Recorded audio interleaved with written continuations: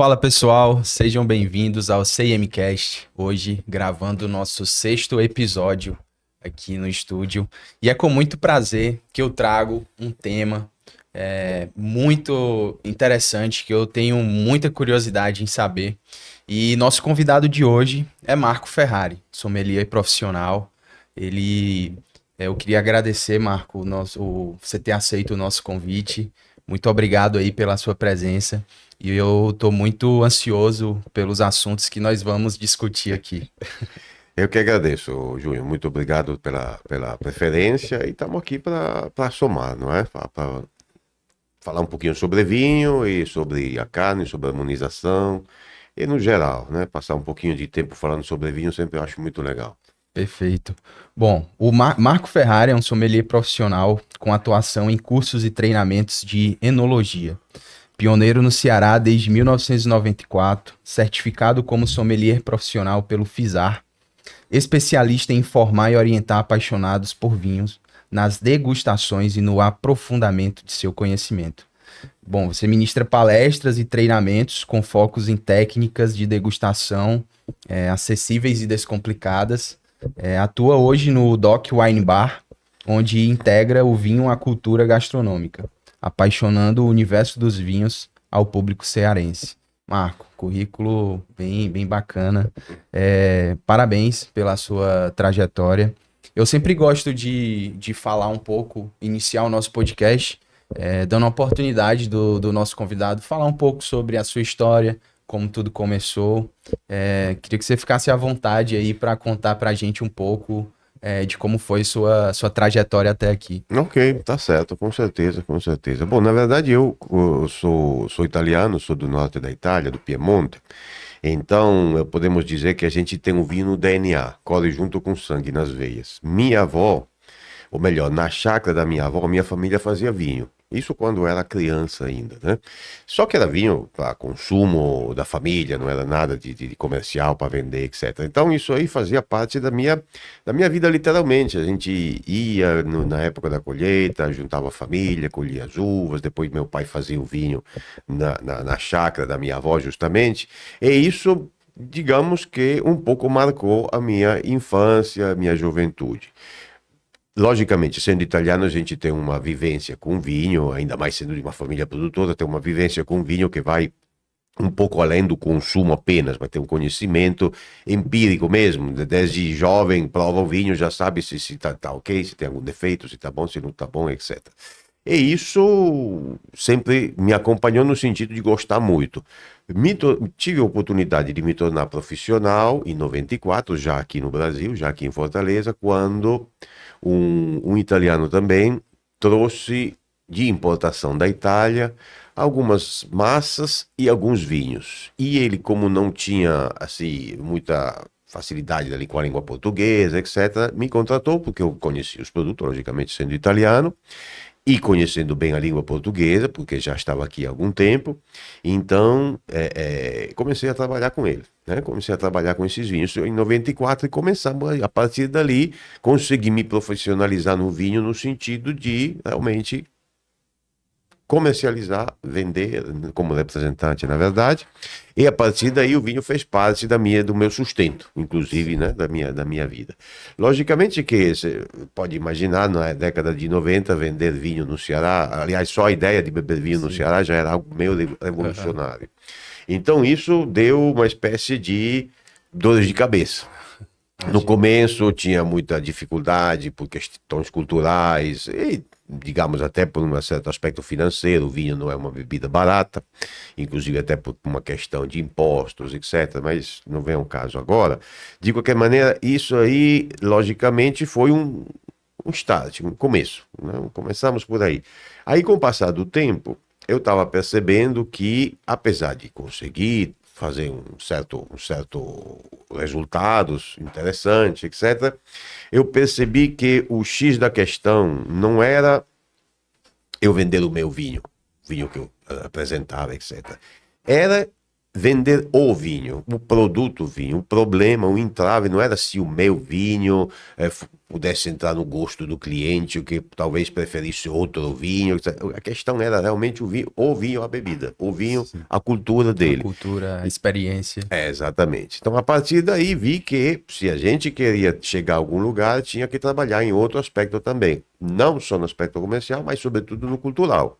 Aí comecei a me formar, digamos assim, do ponto de vista não somente cultural, empírico, mas realmente no estudo, né? Técnico. Naquele aspecto acadêmico, aspecto técnico do vinho, fazendo muito curso, a princípio como autodidata, caçando os vinhos que apareciam nas livrarias aqui de Fortaleza, porque comprar pela internet Não não rolava existia. ainda não era nem a década de 2000 não tinha começado. Então, tudo isso foi a formação, a construção do conhecimento. Aí depois vieram os cursos de sommelier, vários cursos. Eu fiz curso na Itália, fiz curso na França, em várias regiões italianas, fiz curso no Rio Grande do Sul, dentro das regiões vinícolas. E isso construiu, digamos assim, a trajetória do aspecto cultural até se tornar importante tão quanto a comercial, do ponto de Perfeito. vista, digamos assim, do impacto no mercado e tal. Hoje em dia eu tenho um curso de sommelier aqui em Fortaleza, que já está, inclusive, rodando há 10 anos, né? Que legal. Comecei em 2014, tenho mais de 150 alunos formados dentro, sobretudo em Fortaleza, mas no estado no geral. É isso claramente mudou um pouquinho, contribuiu um pouquinho a mudar também o aspecto, o cenário do vinho na cidade.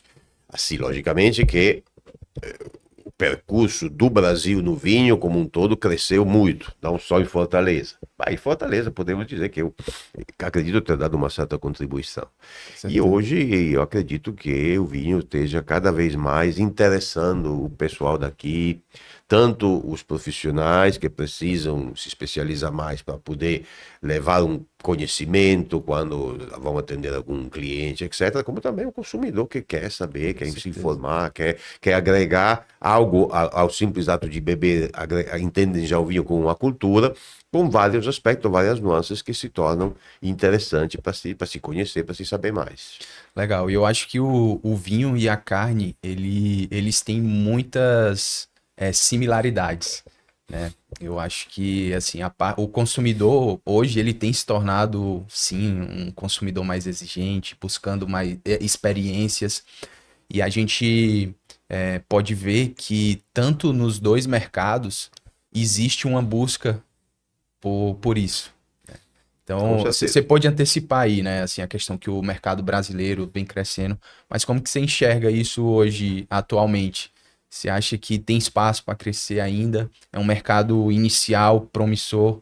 É um mercado que ele está ali numa fase de maturação ou ele ainda não chegou? Como que você poderia nos é, colocar, assim, como o mercado hoje brasileiro se encontra? Não, o mercado brasileiro está bastante aquecido no sentido de cada vez mais pessoas se interessarem pelo vinho. Existe um grande entrave, que é a questão econômica, a questão do preço. O vinho, por uma questão não somente fiscal, de imposto, etc., mas por uma questão, pelo menos falando de Fortaleza, até logística, nós estamos muito distantes das regiões produtoras. O Rio Grande do Sul é distante, quase, não digo quase quanto a Europa, mas Sim. de certa forma é uma distância muito grande. O Brasil tem uma extensão territorial que compromete Isso um pouco a logística. complica um pouquinho. E a questão dos impostos também, não, certamente não ajuda. Isso faz com que o preço do vinho não seja exatamente de uma bebida muito acessível. Mas esse aí é um entrave que a gente vai digamos, já se sabe disso e vai se convivendo com isso com o passar do tempo. O que eu vejo que tem muito espaço para crescer ainda é que, em minha opinião, sobretudo no aspecto ligado à carne e às outros alimentos, etc., é que ainda em muitos casos o brasileiro enxerga o vinho como uma bebida. Que parece uma redundância, porque vinho não é bebida. Digo, não, claro, o vinho é bebida, óbvio. Mas, assim, parece mais tipo uma opção, uma alternativa a, em lugar de tomar uma cerveja, em lugar de tomar um drink, em lugar de tomar um destilado, etc., vou tomar um vinho. no momento em que cada vez mais pessoas conseguirem linkar o consumo do vinho à gastronomia, ou seja, fazer com que o vinho possa ser entendido como um complemento alimentar, um coadjuvante, um coprotagonista do prato que vai acompanhar determinadas carnes, peixe, enfim, eu acredito que a partir dali vai haver um refinamento, sobretudo, digamos, ligado à qualidade, né, dos gostos, da qualidade, e uma, se não um crescimento que vai haver, acredito também, mas não só um crescimento em termos de volume, mas no aspecto cultural vai ter uma espécie digamos, consolidação, ou seja, o vinho vai ficar mais raízes na cultura e vai Sim. se criando hábitos e momentos de experiências que eu acho que o brasileiro ainda precisa cultivar nesse sentido. Sim. Precisa, não é que seja preciso, mas eu acredito que seja um próximo passo, né, nesse aspecto. Você falou sobre a parte cultural, né? Você, como italiano, você teve acesso ao vinho desde cedo, né? Você teve acesso a experimentar, e acredito que numa refeição familiar, as refeições eram regadas com vinho, né? Então eu acho que o vinho tem essa proposta também de trazer harmonia, né, no ambiente, trazer essa união, essa interação. Eu, pelo menos, assim, como consumidor, na sua grande maioria do tempo que eu estou consumindo, realmente é no momento onde a gente está numa refeição, tendo essa integração junto com a gastronomia, mas também em ambientes familiares ou onde a gente está socializando, né? Né, com E aí certeza. entra uma parte assim que eu acho que o vinho ele proporciona momentos também de você conhecer novas pessoas, conhecer novas culturas, né? Conhecer novos mercados. Acho isso bem interessante do vinho. Não, com toda certeza. Além do mais, o vinho tem uma peculiaridade. Além de ser uma bebida social, literalmente, digamos, junta homens e mulheres, não é uma bebida tipicamente masculina ou tipicamente feminina, é uma bebida bem eclética nesse aspecto, porque inclusive existe inúmeros tipos de vinho, tipologia, cores, sabores, aromas diferentes, que vai certamente agradar todo mundo. O vinho tem um detalhe, se você pensar bem, se você tiver numa reunião com amigos ou familiares, etc., em algum momento é provável que em algum momento da conversa o assunto vai ser o vinho. Vai se Sim, falar sobre o vinho, sobre as características, sobre aquilo que estão achando do vinho, etc.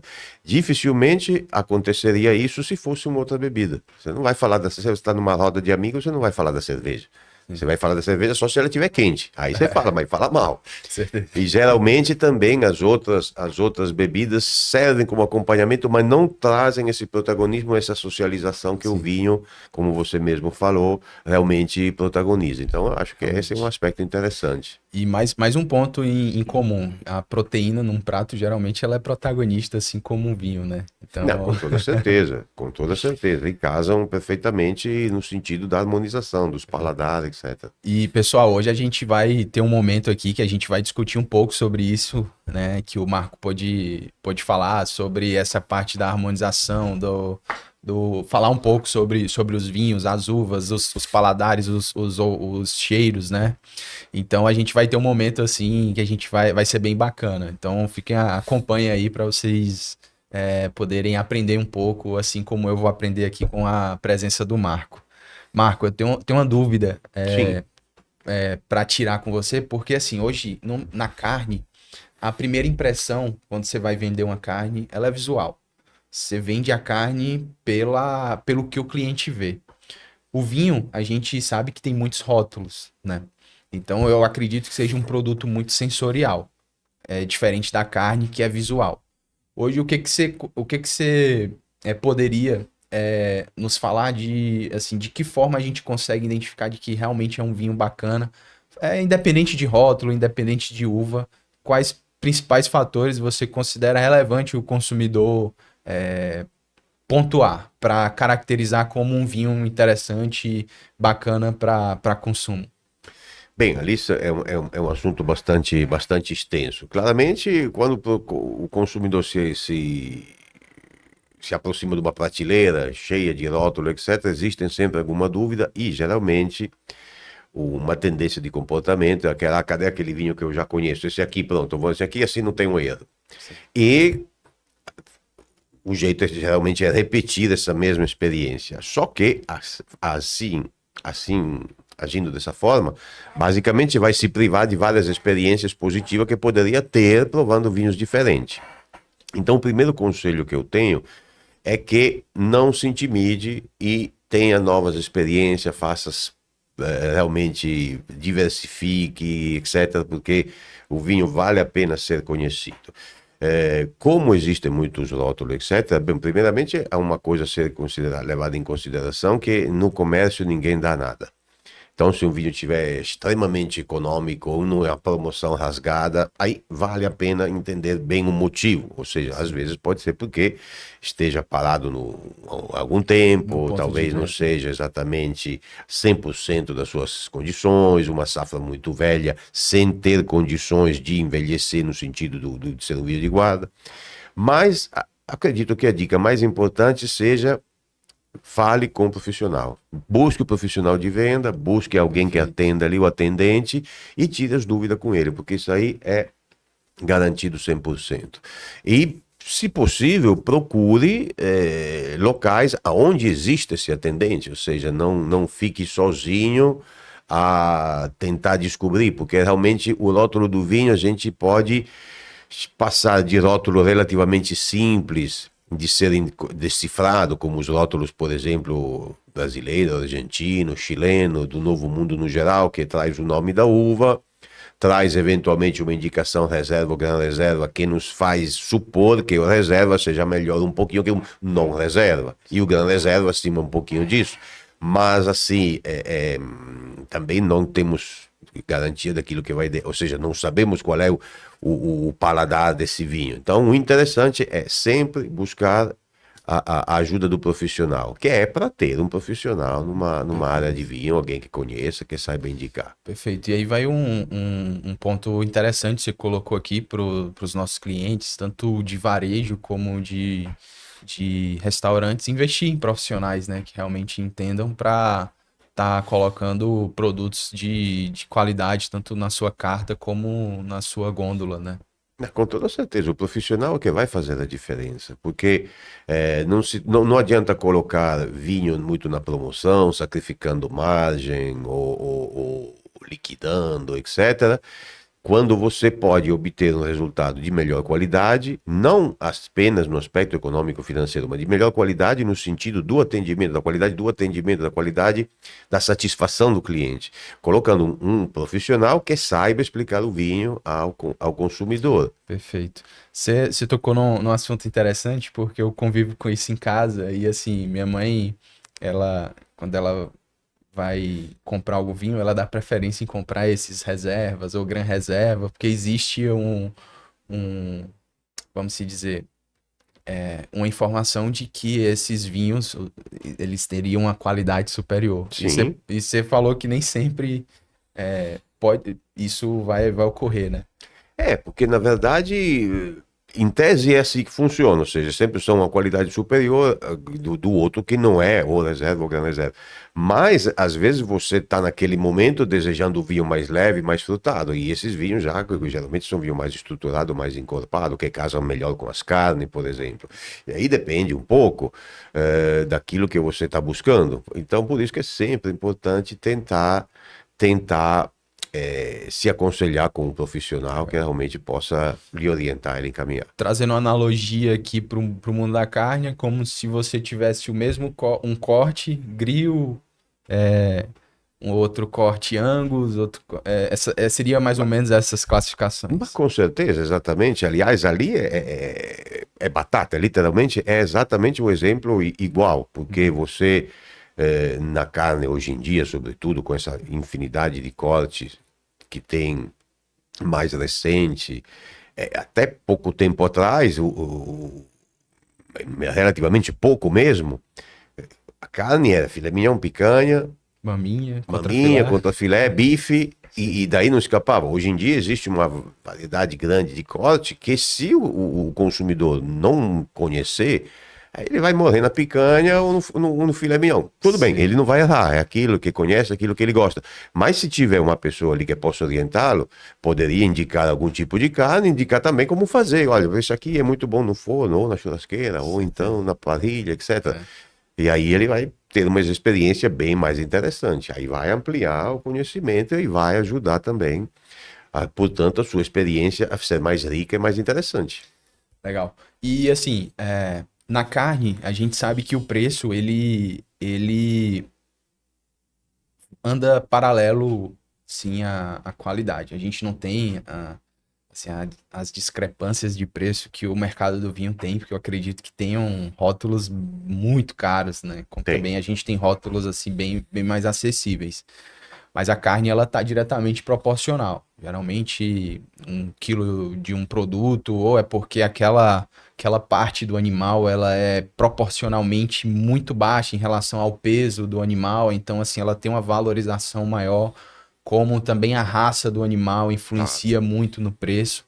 E o, no mercado do vinho, o preço realmente é significado de qualidade. Quanto mais caro, melhor o vinho. Em geral, é sim. Em geral, sim, porque o preço embute o custo da produção, ou seja, quanto aquele vinho representa em termos de quilos de uva, quantos quilos de uva ficaram pendurados em cada planta, quantas plantas havia naquele hectare, qual é a produção. E, em definitiva, existe uma grande diferença entre os vinhos produzidos, digamos assim, por motivos estritamente comerciais, para serem vinhos de qualidade de custo-benefício, como são chamados, e quando o produtor busca excelência, busca fazer o melhor possível com aquilo que a natureza lhe forneceu em termos de clima, solo, etc. E, obviamente, o tipo de uva. Então, isso aí é ligado ao preço.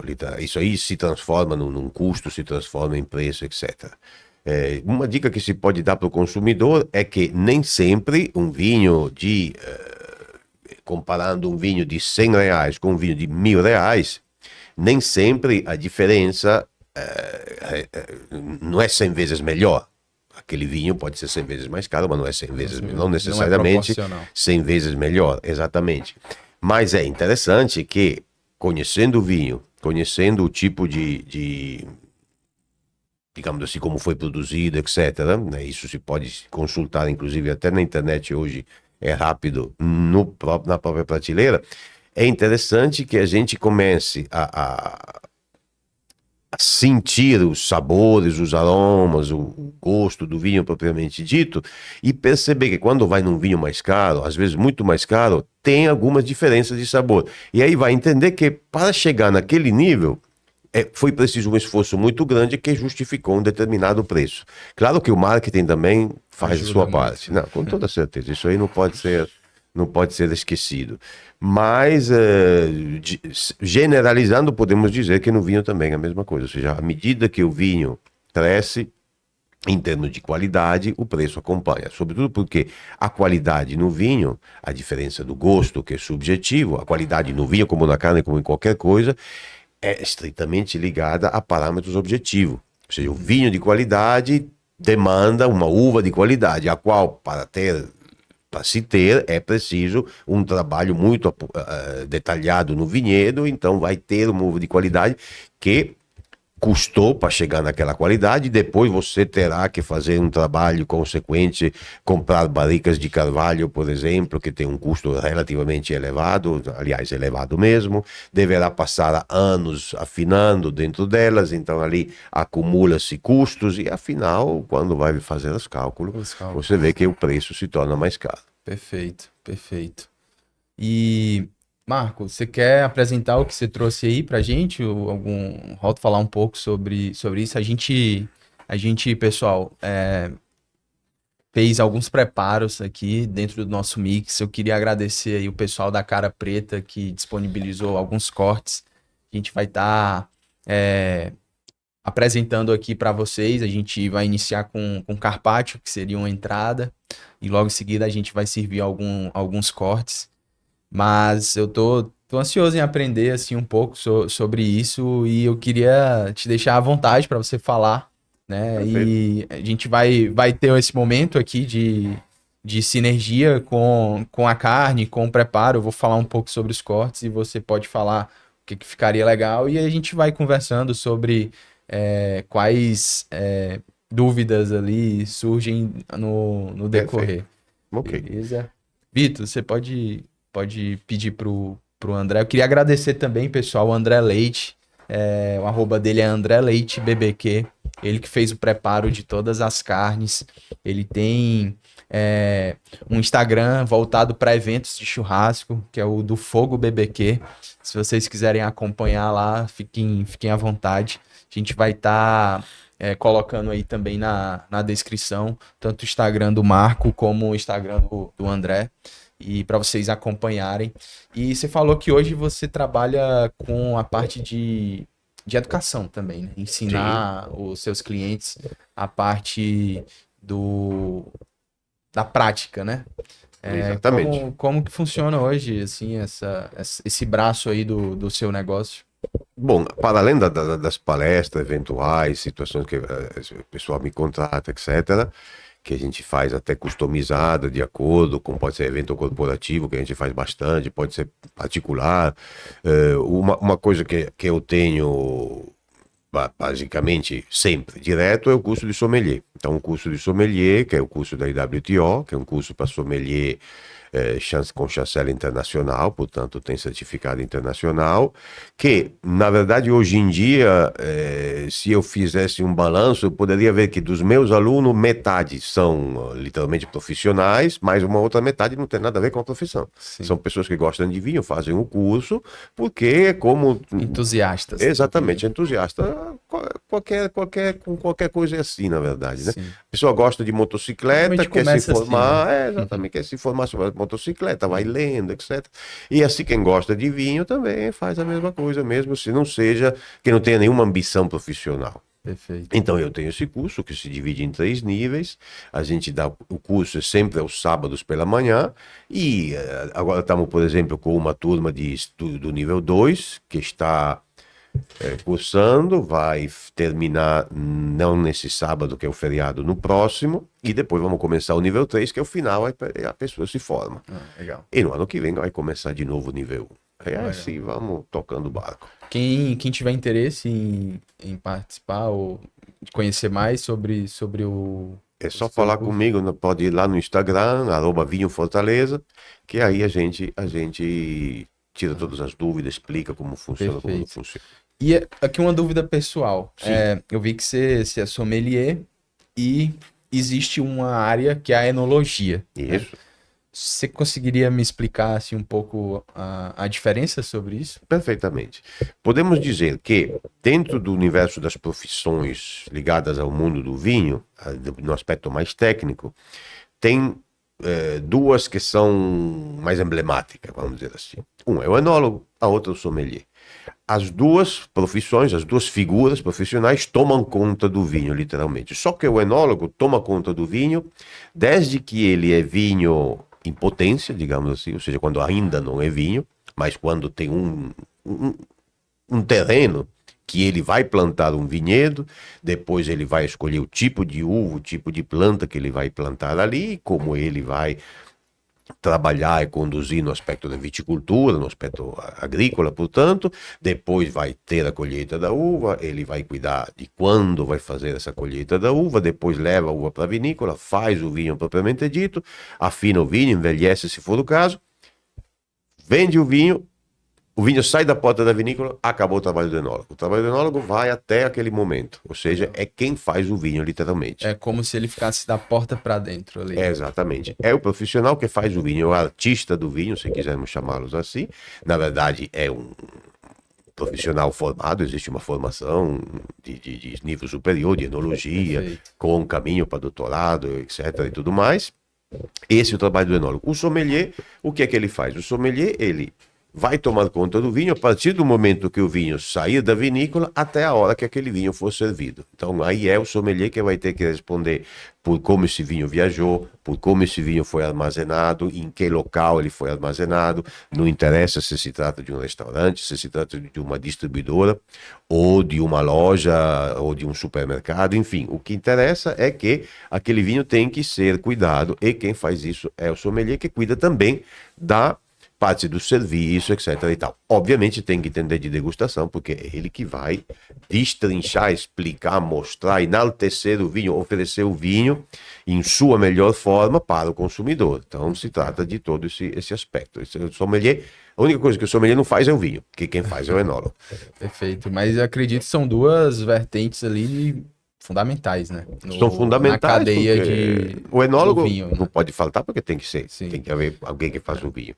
E o sommelier, porque tem que haver justamente alguém que o sirva. Isso. No mercado, assim, no nosso mercado, hoje o Brasil, ele é referência hoje em produção de proteína, né? Assim, ele investiu muito em genética. Então, assim, a gente tem os profissionais que são voltados para a parte da pecuária ali, que estão investindo realmente em genética, acompanhando toda aquela cadeia de produção, desde ali de escolher as raças que vão fazer cruzamentos, qual dá o melhor rendimento de carcaça, qual vai ter o melhor marmoreio, qual vai ter o melhor acabamento de gordura, até o frigorífico. E aí do frigorífico para lá a gente tem outra cadeia que é realmente quem vai vender a carne. Então a gente sabe que todo mercado tem essas duas vertentes, mas ficou bem claro e realmente era uma dúvida que eu tinha, assim, e a gente sabe que às vezes pode confundir um pouco para quem é leigo como eu, Com certeza. essas classificações, né? Mas espero ter explicado. Obrigado. Uma partezinha. Joia. Ótimo. Maravilha, obrigado. Eu optei em começar com um carpaccio por ser uma entrada. Então, assim, Marco, você vendo esse prato, como que você escolheria um vinho para harmonizar? Quais aspectos você veria no prato para poder indicar um vinho? Na verdade, a harmonização se faz baseados praticamente em três critérios. Três critérios que são, na verdade, são mega critérios. Ou seja, cada um desses tópicos é bem extenso. Mas para, logicamente, cortar caminho e a gente ser mais assertivo, a gente faz o quê? A gente considera o equilíbrio como primeiro critério. O que é o equilíbrio? O equilíbrio é confrontar o peso do prato com o corpo do vinho. Quando eu digo peso do prato, eu não me refiro ao peso real, ou seja, ao peso. É claro que se você me diz como o peso, Marco, 1 quilo de carne pesa tanto quanto 1 quilo de peixe. Digo-se perfeitamente que 1 quilo é igual a 1 quilo. Não tem diferença. Mas ao peso, no aspecto organoléptico das sensações que você tem quando você mastiga, quando você come, etc. Você sabe perfeitamente que, por exemplo, um prato como esse, apesar de ser uma carne vermelha, tem muito menos peso, é muito mais leve que enfim, um bife de chouriço ou outro corte, né? Então, a gente se equilibrando no peso, vai buscar um vinho que tenha um corpo adequado. Então, um vinho que não tenha muito corpo. Esse é o primeiro aspecto. Depois, a gente verifica as sensações. Por exemplo, as sensações, eu me refiro o aspecto salgado, o aspecto apimentado, o aspecto de eventuais molhos que agreguem ou alguma gordura ou alguma untuosidade. Então aí você vai ajustando as sensações do prato com as sensações do vinho para fazer com que o objetivo seja o seguinte: você comeu uma garfada do alimento, você toma um gole de vinho depois, engole, toma um gole de vinho, engole, a sua boca fica zerada. Se sobrar gosto de carne, ou enfim, do alimento, ou gosto de vinho, né? Se marcar um dos dois, aí você precisaria, em tese, ajustar, porque isso aí significa que é uma harmonização que não aguentou. Sim. Então, o ideal é que zere as sensações no paladar. E então o equilíbrio é isso, é você ter essa neutralidade dos Exatamente. sabores. Essa, na verdade, é o terceiro aspecto, que é a sinergia. Ou seja, a sinergia de realce do momento.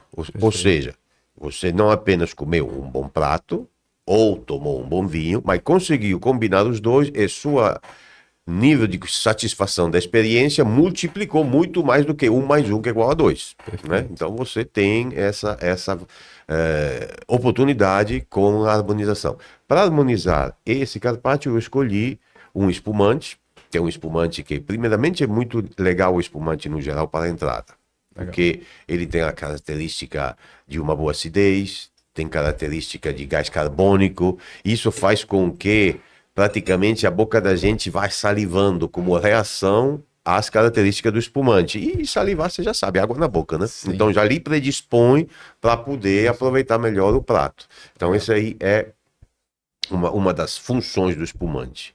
Legal. Eu até abri ele. Pode ficar à Vamos vontade. lá. A gente já faz a experiência completa. Com certeza. Bom, pessoal, falar um pouco aqui sobre o Carpaccio. Esse é um Carpaccio da linha Cara Preta. Inclusive, Vitor, se você puder trazer a embalagem para a gente mostrar aqui pro pessoal. O Carpaccio, para quem não sabe, pessoal, ele vem do lagarto. O lagarto ele é feito toda uma limpeza na peça, ele é retirado todas ali as membranas e todo o excesso de gordura, onde ele é fatiado em finas lâminas. É um prato servido cru, é um crudo, mas é um prato que, assim, tem um sabor incrível quando você consegue trazer um pouco de acidez, como o Marco pôde falar, que isso também influencia na escolha do vinho, né? Com molho, você tem um parmesão, você tem ali uma erva que você coloca, uma rúcula e etc. Então é um produto sensacional. O Vitor, Vitor, fica à vontade aí. Queria mostrar aqui para vocês como é a apresentação do Carpaccio da Cara Preta. É uma embalagem aí de 200 gramas, né? Ele vem já fatiado e separado por lâminas. Então, assim, o preparo fica bem simples para você fazer em casa, né? Tanto o público consumidor final como o público também de restaurantes e varejo é uma ótima opção. E como eu falei, carne se vende com visual. E eu acho que a Cara Preta foi bem assertiva na embalagem, fez aí uma apresentação bem interessante. Aqui é um produto que a gente tem no nosso mix disponível, né? Então, assim, chega de conversa, vamos degustar, né? Com certeza, muito interessante. Bom, o vinho que eu trouxe, então, é um espumante do Rio Grande do Sul. Ele é produzido no Vale dos Vinhedos, pela Casa Valduga, que hoje em dia é uma das mais importantes, mais interessantes produtoras de espumante, eu diria, do hemisfério sul no geral, pelo menos das Américas. Legal. Esse é um método clássico, ou seja, o mesmo método que é utilizado na região de Champagne, onde a segunda fermentação, ou seja, a produção das borbulhas, se dá dentro da garrafa. Portanto, um método que demanda bastante tempo para poder, digamos assim, entregar um vinho de qualidade mais complexo. Esse vinho, no caso, passa 24 meses em autólise, esperando, digamos assim, a sua complexidade aumentar, ficar no ponto, depois ele é comercializado. É um vinho, é um espumante nature. O que significa nature? Significa que ele não tem adição nenhuma de açúcar, então é um espumante muito seco e de boa estrutura, de bom corpo. Porque quando me disseram que haveria Carpaccio na jogada, eu quis caprichar. Legal. Que é justamente com a acidez do espumante, vai casar perfeitamente com essas características do nosso prato, que também tem uma certa acidez. Vamos abrir. Aqui, logicamente, a gente vai abrir sem estouro, né? Existe alguma recomendação para abrir um champanhe? Precisa ter o estouro ou não? É melhor não ter o estouro. É melhor não ter. Primeiramente porque você perde a qualidade dele, porque o gás expulsa uma parte dele e não vai dar muito certo. E o que você acha da galera que... Não, ali é comemoração. Aí busque um bem baratinho. Isso aqui é o barulho. Vamos servir um pouquinho. Bom, pessoal, aqui a gente tá gravando na hora do almoço, então isso aqui vai entrar muito bem. Vai cair como uma luva. Vai cair como uma luva.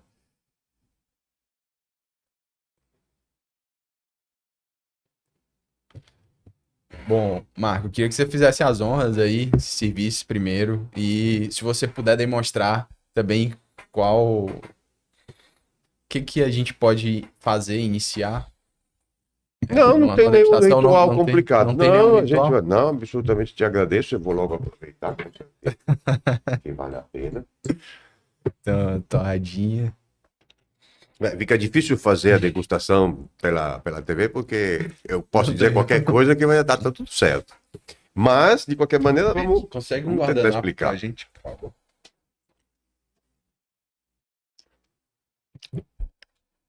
Eu acredito que case perfeitamente. É um espumante bem seco, então se acompanha bem com a refeição. É realmente muito, muito, muito legal. Muito Mas bom. esse ponto que você falou da neutralidade dentro da boca faz muito sentido. Eu consegui notar aqui que realmente uma bebida que ela tem uma acidez, e quando você quer um produto um prato com um pouco mais de acidez, existe essa neutralidade, né? Exatamente, acaba Fica- uma coisa que ajuda complementando com a outra. Uma coisa muito importante também, que eu gosto sempre de utilizar, para chamar a atenção, é sobre o tipo de taça que se utiliza com o espumante. Eu sou um fervoroso defensor das taças como essa daqui. Ou De pelo vinho? menos com um formato de vinho.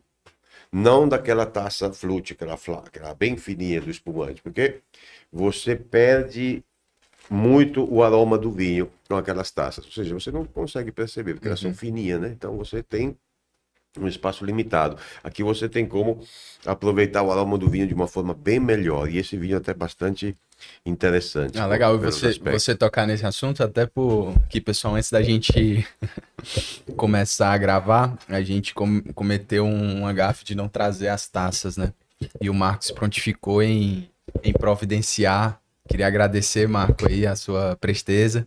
Imagina. E realmente, ele falou que não tem como você consumir um produto assim, ter essa experiência, se não for utilizando os meios corretos, né? Sim, eu diria que custa tão pouco que não vale a pena seguir a orientação.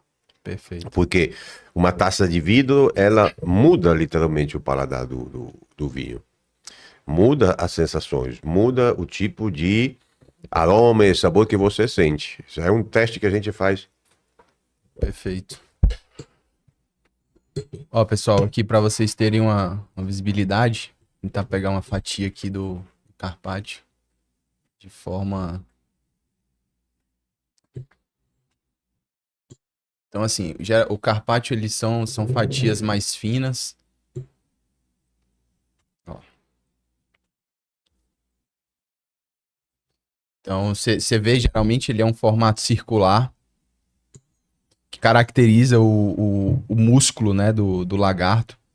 E a cara preta, ela em sua essência, ela produz carnes de animais angus. Então a gente tem toda uma certificação na embalagem também. Isso aí proporciona um produto de extrema qualidade. O que você achou do Carpaccio? Muito bom. Bom? Muito bom, muito bem feito. O Perfeito. que achou do vinho? Achei muito bom. Achei gostoso.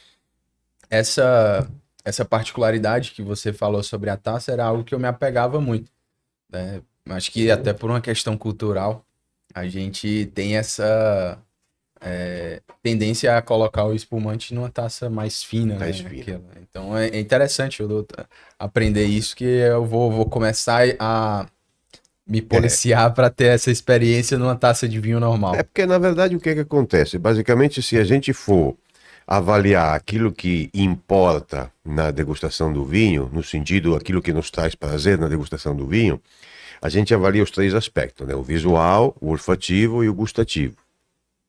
A gente tem algum prazer sensorial ao ver o vinho? Tem, não deixa de ter umas cores bonitas, ou borbulhas do espumante, isso é interessante. Mas vamos dizer que, feito sem 100% de prazer da degustação, vamos dizer que o visual te pegue um 10% mais ou menos. O aroma é um pouquinho mais envolvente, é um pouco mais rico, lhe conquista mais. Se for aromas agradáveis, geralmente são, se for complexo, vários tipos de aromas diferentes que você consegue perceber, consegue aproveitar, já é certamente mais prazeroso do que apenas a questão do visual. Então talvez ele pegue ali um 30% dentro do prazer da degustação. E o restante é o gosto, é provar o vinho, sentir a sensação, engolir, etc. Essas Aí, se... sensações, elas são subjetivas, assim, eu posso ter uma sensação diferente que a sua? São subjetivas, mas geralmente, o que é mais de subjetivo é eventualmente a emoção que essa sensação lhe remete. Mas se eu disser para você, Júnior, põe esse vinho na boca, você vai sentir que a primeira coisa que você vai sentir vai ser uma espécie de rebeldia da parte externa da língua que vai começar a salivar assim que o vinho passar por ela. Uma outra sensação que você vai sentir é que colocou um pouquinho de vinho na boca e ele vai preenchendo e ocupando a sua língua como um todo, já no instante, assim, com uma velocidade muito relativamente grande, apesar de ser um gole pequeno, e com uma cremosidade bastante interessante. Se eu lhe disser isso, é provável que você vai reconhecer essas sensações, né? Eventualmente já reconheceu, já viu, já sabia de si. Então essas são sensações que a boca da gente, são reações que a boca da gente tem ao entrar em contato com um vinho como esse. Sim. Então essas são muito mais objetivas do que subjetivas. Agora, a emoção e o que ela evoca em você em termos de lembranças, de momentos passados, etc., aí isso é totalmente subjetivo. Sim.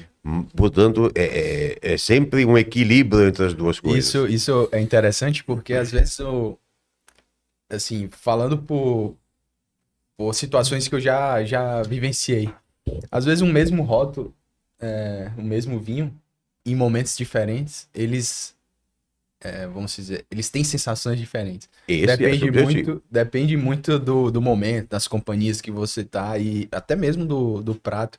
E eu já tive essa percepção. Poxa, eu gostei tanto desse vinho, só que hoje ele não tá descendo bem. Não, esse aí é o aspecto subjetivo, literalmente esse aí é o aspecto subjetivo. De como a pessoa está disposta naquele momento para ter um tipo de experiência daquele tipo. Mas, no final da conta, se a gente pensar, tudo que diz respeito às artes e às sensações do vinho remetem à arte, à estética. Tudo que remete à estética, tudo é muito subjetivo. Eu adoro Iron Maiden, por exemplo. Mas você não vai ter um momento a dois, etc., tocando Iron Maiden, ou seja, é um pouco mais difícil. A mesma coisa, se você está numa viagem com os amigos, etc., você não vai ouvir uma música clássica, etc., senão você vai dormir dentro do carro. Sim. Então são duas músicas excepcionais, de grande qualidade, só que tem o seu momento, tem sua peculiaridade. Perfeito. Marco, fica à vontade aí. A gente vai estar servindo mais alguns pratos, pessoal. E assim, Marcos, esses próximos pratos, eles são um pouco mais gordurosos. Então, assim, a gente vai estar servindo realmente são alguns cortes de carnes que o Vitor vai colocar aí na edição do podcast, ele na embalagem, para vocês terem uma percepção. A gente vai fazer a degustação aqui e o Marco vai poder contribuir com a gente com algumas dúvidas, né, que vão surgir durante essa nossa degustação. Então, Marco, esses próximos cortes, eles são um pouco mais gordurosos. Um corte mais gorduroso, ele precisa ter um vinho específico ou uma uva específica, ou ele consegue ter uma abrangência assim, interessante também? Digamos que a característica do corte da carne, logicamente, vai selecionando, digamos assim, é um pouco seletivo no ponto de vista dos tipos de vinho. Tem vários vinhos que podem se adaptar. Logicamente, estamos falando de vários tipos de uva. Temos vários tipos de regiões, várias regiões que podem fazer vinho que se adapta a isso. Porém, todos esses vinhos têm que corresponder, mas preferencialmente vão corresponder a algumas características, que é a estrutura do vinho, porque o prato é mais pesado, então o vinho tem que ter mais corpo, mais estrutura, portanto, tinto. Já o branco já sai um pouco de cena, o espumante já fica um pouco no limite, e aí a preferência é para o tinto. E que tenha também uma certa estrutura, um certo tanino e uma certa acidez para, digamos assim, equilibrar a sensação de gordurosidade, a sensação da gordura. Então, há uma grande gama de vinhos, mas dentro de umas categorias já mais restritas. em umas categorias específicas, ou seja, vinho tinto de uma certa estrutura, de um certo corpo. Legal. Depois, peneirado essa primeira peneira, aí vai se adaptando ao tipo de prato, ver qual dentro desses seja mais interessante ou mais ou menos. Legal. E eu achei interessante você ter trazido um vinho brasileiro, porque era um dos pontos que eu ia perguntar. Hoje o Brasil ele vem se consolidando cada vez mais como referência em qualidade de carne. Antes a gente era referência como quantidade, né? Então hoje o nosso rebanho ele tem crescido muito o número de animais taurinos, onde proporciona ali uma carne como é o marmoreio. Aí entram as raças Angus, Hereford, Charolais, são raças europeias. E o nosso rebanho hoje, a nossa qualidade de carne não deixa a desejar para país nenhum. Além disso, a gente tem hoje uma das produções mais baratas, o que nos torna competitivo no mercado mundo afora. Então existia-se uma cultura de que a carne argentina era melhor do que a brasileira, a carne uruguaia era melhor que a brasileira, a carne americana era melhor que a brasileira. Mas hoje não, hoje a gente exporta inclusive para Estados Unidos, Europa, outros locais, pela qualidade da carne que a gente tem produzido. E você trazer um vinho brasileiro mostra que também hoje no nosso país a gente tem qualidade. Tem, com certeza. Não, o Brasil é um país que tem todas as condições para fazer vinho de qualidade e faz. Tem condições climáticas, tem condições assim, de conhecimento, know-how, tem estudo, tem enólogos preparados, tem vinícola muito bem estruturada, com uso de tecnologia, etc. Então o vinho hoje brasileiro não tem nada a invejar vinho de outras regiões. Claro que, como todas as regiões têm os aspectos climáticos, e, portanto, existem tipologias de vinho que se destacam e outras que se destacam menos. Os espumantes, por exemplo, sobretudo no Vale dos Vinhedos, são realmente algo acima da média, em termos de qualidade. Os vinhos brancos também são de altíssima qualidade, vinhos muito bons. Os vinhos tintos são muito bons também, mas é mais difícil que atinjam a qualidade dos espumantes dos brancos. Assim, comumente, existem grandes tintos, mas trabalhar esses grandes tintos exige muito trabalho, muito esforço e muita dedicação. O que faz com que esses grandes tintos se tornem, quando a gente for fazer assim, uma comparação, se tornem poucos e relativamente caros quando a gente vai compará-lo com vinhos, às vezes, de outros países. Por quê? Porque, objetivamente falando, existe no Brasil umas questões climáticas que, repito, para fazer o vinho tinto demanda muito trabalho, né? Por causa da umidade, etc. Muito menos trabalho tem os argentinos e os chilenos. Mas em nível de qualidade é praticamente comparável a ser o mesmo. E esse trabalho torna o produto mais caro. Às vezes torna o produto mais caro. Se obriga a ser um pouco mais caro por conta dessa dedicação e desse trabalho extra, vamos dizer assim. Vitor, pode trazer o segundo corte para a gente poder falar um pouco aqui? Enquanto isso, Marco, eu tenho uma dúvida, assim. Eu vejo que sempre tem rótulos de vinhos que existem blends, né? Sim. E hoje, por exemplo, você falou sobre a questão climática, que pode influenciar na produção do vinho. Pegar um animal hoje taurino, ele puro, PO, e colocar numa condição climática ali no centro-oeste do país, onde é mais quente, aquele animal vai sofrer muito, não vai performar, não vai ganhar peso, ele vai ter uma tendência maior a desenvolver certos tipos de doenças. E como que eles fizeram para poder tornar esse animal um pouco mais resistente? Cruzar com o zebuíno, que é o Nelore. Então, a maioria hoje dos Angus que nós abatemos são cruzamentos entre um Nelore e um Angus, onde traz essa rusticidade. Então, eu vejo, isso proporciona ainda um sangue Angus e uma qualidade de carne onde prevalece ali uma maciez, um marmoreio e tudo isso. E eu vejo que tem muito blend de uvas, né? Esse blend, ele é mais voltado para a experiência, para o sabor, ou ele é mais voltado para a questão realmente da área onde está sendo produzida, que não consegue desenvolver certas culturas e etc. Depende um pouco, né? Se a gente for considerar o velho mundo, a Europa, onde praticamente os vinhos que se tomam hoje são resultado das experiências de longos anos, décadas, para não dizer séculos, de produção que se tornaram, digamos assim, cada região se tornou especialista no que faz, porque eliminou aquilo que não sabia fazer tão bem, ou aquilo que não rendia muito, acabou se especializando naquilo que consegue fazer melhor. Um exemplo, sobretudo, o champanhe. A região de Champagne faz espumante que dispensa comentário, mas você, se quiser tomar um vinho tinto, você não vai encontrar. É uva lá, é o que não falta. Inclusive tem mais uva tinta do que uva branca plantada em Champagne. Mas não se faz vinho tinto. Por quê? Porque do ponto de vista climático, se pode fazer, mas não sai legal. Não é bom. Então eles fazem o que é bom. Então, no novo mundo, no velho mundo, já se chegou a isso pela experiência. Então, aí há regiões onde o corte de várias uvas se adapta melhor, porque você, dependendo do andamento climático, vai ter aquela que numa safra amadurece melhor e a outra amadurece não tanto, mas depois na safra seguinte a chuva mudou, o sol ficou mais frio, ou o vento mais forte, etc. Então, aquela uva que no ano anterior estava 100%, hoje já não é tanto, mas aí temos a outra que vai compensar. E aí vai jogando entre esse equilíbrio para poder ter sempre um vinho de qualidade. Existem outras regiões onde o varietal, ou seja, o vinho de uma única uva, se adaptou melhor e o pessoal começa não, o pessoal sabe lidar com ele muito bem e consegue fazer vinho de grande destaque, por exemplo, Barolo é o vinho de uma uva só, que é o Nebbiolo, por exemplo, Brunello di Montalcino é uma uva só, e Bordeaux é um corte de várias uvas. A região de Bordeaux só faz vinho de corte de várias uvas.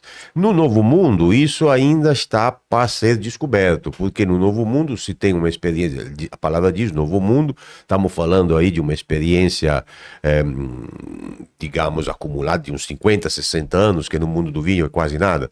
Então, ainda está tudo, se não em fase de experimentação, em fase de consolidação. Então, estão descobrindo suas realidades, suas aptidões, no sentido de tipologia de uva, que se adapta melhor com o clima, etc. E aí, dependendo, você tem um varietal ou você tem uma assemblagem. Mas quando se faz assemblagem no vinho, com relação ao vinho, sempre é para otimizar, para melhorar. Não é um critério que às vezes muita gente tem essa objeção, que acha que o pessoal pegou as uvas que sobraram ali, fez um vinho e pronto, mistura de uva como se fosse um refúgio. Não tem nada a ver com isso, de maneira nenhuma. Se trata literalmente de encontrar um equilíbrio entre diferentes tipos de uva e de vinhos, para que praticamente se possam assemblar, como dizem os franceses, né, juntar essas uvas, focando na melhor característica de cada uma delas, para que o resultado seja ainda melhor do que cada uma em separado. Legal. Mas assim, Marco, esse corte eu fiz questão de, assim, de trazer para a gente poder discutir, porque é um corte que eu particularmente gosto bastante, tá dentro dos meus o top 3. Esse é o Prime Rib. O que é o Prime Rib? É a parte do ancho com osso. Então, assim, é um corte que ele tem toda essa maciez, um sabor também da linha cara preta, são animais Angus certificados, proporciona todo um marmoreio, uma qualidade no produto. Ele traz essa maciez, mas eu acho que essa carne com osso, ela traz um sabor diferenciado, assim, ela traz um contexto legal pro prato. E, pessoal, a gente não vai abrir todos os vinhos, né, assim, porque a gente tá em dois aqui, a gente não vai fazer, mas eu pedi pro Marco trazer alguns vinhos que ele considerava interessantes para a gente estar discutindo, né, sobre essa experiência. Então, Marco, fica à vontade, tanto degustar como falar qual vinho você acha que ficaria bacana com esse corte, né? A gente sabe que é um corte que ele tem uma maciez, ele tem uma gordura ali que é mais entremeada entre as fibras das carnes, da carne, né? Então, fica à vontade aí para poder falar aí pro nosso Não, público o que eu acho você acha. interessante para harmonizar com essa peça de carne, Deixa eu mostrar aqui pro com pessoal. certeza.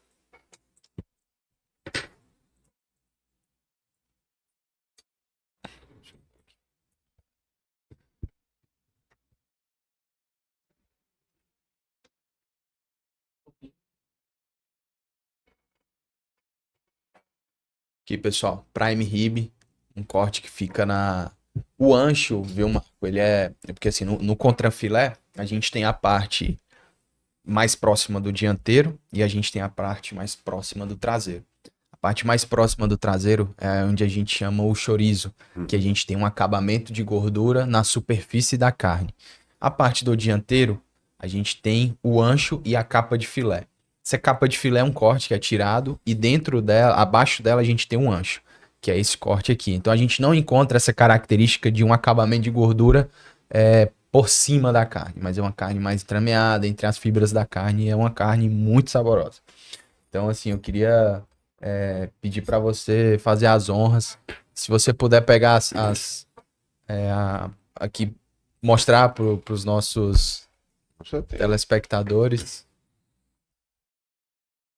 Ele pediu para pegar aqui um pouco mais do centro, que aí tem um Sim, ponto, porque fica mais. Com tem um certeza. ponto melhor. Se você quiser também. Esse aqui dá para ver nitidamente como é a carne. Belíssimo.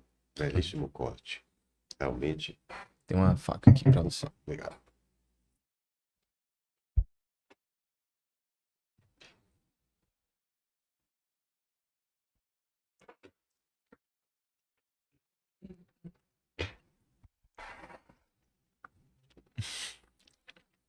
Muito bom.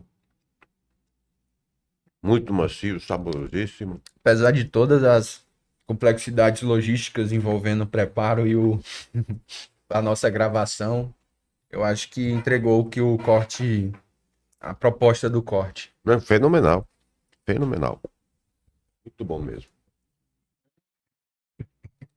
Aqui, Marco, é uma costela. Eu procurei trazer justamente cortes fora do que o nosso público talvez tenha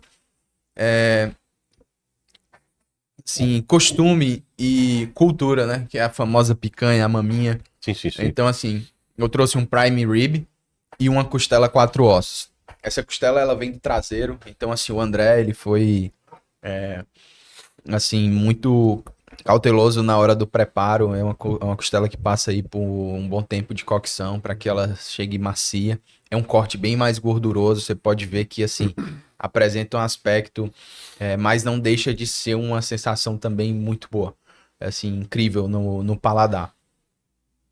Eu imagino que, assim, sejam duas propostas diferentes. Eu acho que esse é um corte que entrega uma qualidade bem, bem bacana. Agora, esse eu realmente fiquei curioso, Marco. O que você conseguiria passar para os nossos telespectadores aí, clientes, parceiros, algo que ficasse bacana com um corte desse? Não, tranquilo. Nós temos aqui algumas opções, Júnior. Eu trouxe, que eu acredito que acompanha muito bem, inclusive com os dois, esse vinho. Esse vinho é um vinho argentino, é um vinho da região de Mendoza, chamado Argento.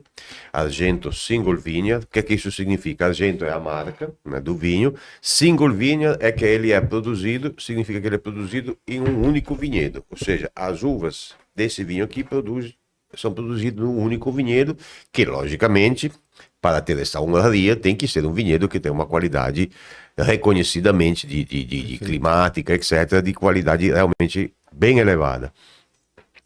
Fica em Agrelo. Agrelo é uma localidade de Luján de Cuyo. Luján de Cuyo é um município que fica muito próximo da capital Mendoza, dentro da região vinícola de Mendoza. É 100% Malbec. É um vinho que tem um estágio em barrica de carvalho em torno de uns 10, 12 meses, mais ou menos. Então é um vinho que tem uma estrutura, é bastante encorpado. A madeira, o estágio na madeira traz uma riqueza ainda maior ao vinho, uma estrutura ainda maior. Então ele se acompanha em termos daquela equação que eu estava falando, do equilíbrio, peso do prato, corpo do vinho, se acompanha perfeitamente com as carnes vermelhas. É Argentina, então também tem essa afinidade, digamos assim, regional com as carnes, mas é um vinho muito interessante porque ele vai, literalmente, a estrutura do corpo do vinho vai acompanhar o peso do prato e o tanino, que é aquela sensação levemente de secura na língua da gente quando a gente bebe o vinho, aquela coisa que de forma leiga se chama trava, não é? Mas que na verdade não é literalmente uma trava, é uma espécie de lixa, como se passasse uma lixa na sua língua. Se a lixa for grossa, é um tanino bastante potente, se a lixa for fina, é um tanino mais elegante. E esse tanino, essa sensação de lixa vai lhe ajudar a limpar o paladar da sensação da gordura, né? Aquela gordura, aquela coisa que deixa a boca oleosa, etc. Você passa usa um vinho tânico com tanino que vai fazer a limpeza, digamos assim, das papilas gustativas. E, novamente, o objetivo é zerar o paladar. Como não todo mundo está habituado ou querendo encarar um vinho seco porque tem aquele medo do vinho muito seco, então eu trouxe também uma alternativa que é do sul da Itália, que na verdade na região da Puglia. A Puglia corresponde ao salto da bota, por favor, ao salto da bota. Esse aí é um vinho de produtor, que é uma coisa muito importante se a gente puder procurar quando compra vinho, buscar o vinho do produtor, do pequeno produtor, possivelmente familiar, ou não um mega engarrafador, uma mega indústria, porque o pequeno produtor costuma ter um cuidado geralmente um pouco mais caprichado. Esse vinho é um Negro Amaro de Salento, é indicação geográfica, que é um vinho que respeita, portanto, a lei das denominações de origem, que na Europa é basicamente todos eles, a maioria pelo menos. Negro Amaro é a uva, é uma uva autóctone do sul da Itália. Salento corresponde à região, que se a Puglia é o salto da bota, o Salento que fica na Puglia é literalmente o salto mesmo, a última porçãozinha do salto, né? E é produzido pela Varvaglione, etc. Esse é um vinho que tem, devido ao grande calor da região, que é uma região muito quente, então o teor de maturação das uvas, o teor de açúcar das uvas é muito elevado. Isso faz com que, quando vai se fazer o vinho, ou seja, o processo de produção do vinho que prevê a transformação do açúcar da uva em álcool, então, por ter uma concentração de açúcar muito elevada, mesmo quando é terminado o vinho, ainda sobra um pouquinho de açúcar residual nele, mínimo pouco, mas o tanto necessário para tornar o vinho mais macio, mais redondo, mais assim, não suave, que não chega a ser suave, porque não é doce, mas é um vinho bem mais assim, mais macio, então vai deixar feliz aquele que tem medo de vinho. Legal. Que fica tomando um vinho bom, um vinho de alta qualidade, também que tem um estágio em carvalho, mas não é aquele seco argentino que o pessoal às vezes fica com medo. Perfeito. E é também muito interessante esse vinho aqui, porque por essas características de ser um vinho macio, vai se adaptar muito bem com aquele churrasqueiro que gosta de lançar mão do sal, de caprichar no sal. Sim. Muito sal provoca uma reação com o tanino que faz com que a boca da gente se torne um pouco amarga no fim. Então, uma experiência não tão agradável. Então, quando o churrasqueiro, você sabe que larga a mão de sal, vai num vinho como esse, mais macio, e você vai dar tudo certo. Ótimo. Bom, queria que você experimentasse a costela. Essa é uma costela da Cara Preta também. Ela é um pouco mais gordurosa, assim, tá...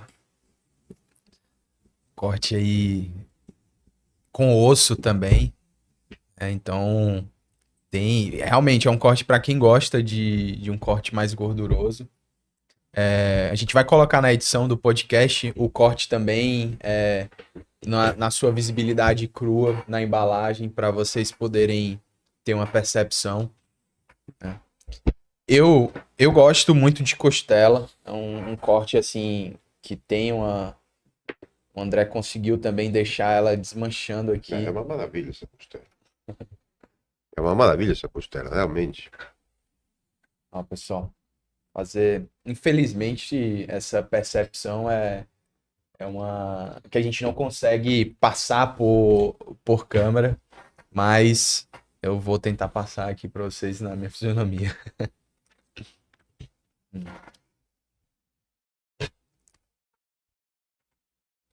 A gente pode ver que ela não tem muito sal.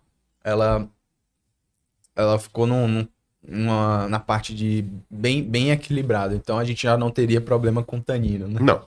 Isso aí seria...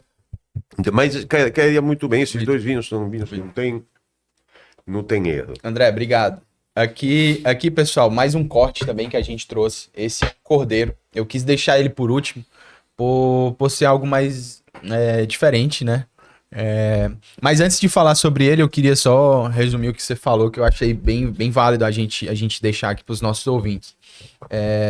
Uma carne mais gordurosa, seria interessante um vinho com a presença de tanino mais elevado. Isso. Mas para aqueles que não têm um paladar vamos dizer, acostumado com o tanino, você pode ir num vinho mais suave, que ele também cai bem com as carnes, né? Exatamente, um pouco mais macio, sempre dentro dos tintos de um certo corpo, mas um pouco mais macio, como os vinhos que vêm, por exemplo, das regiões mais quentes, vinhos da Austrália, vinhos do Alentejo, vinhos da Puglia, sul da Itália também, vinhos da África do Sul. Perfeito. Também tem esse perfil, da Califórnia, só que são um pouco mais caros.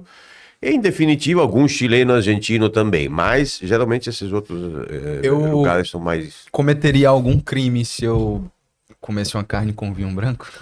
Não, crime não comete, mas assim, o tipo de coisa, depende também do vinho branco, mas assim, no geral, o que acontece?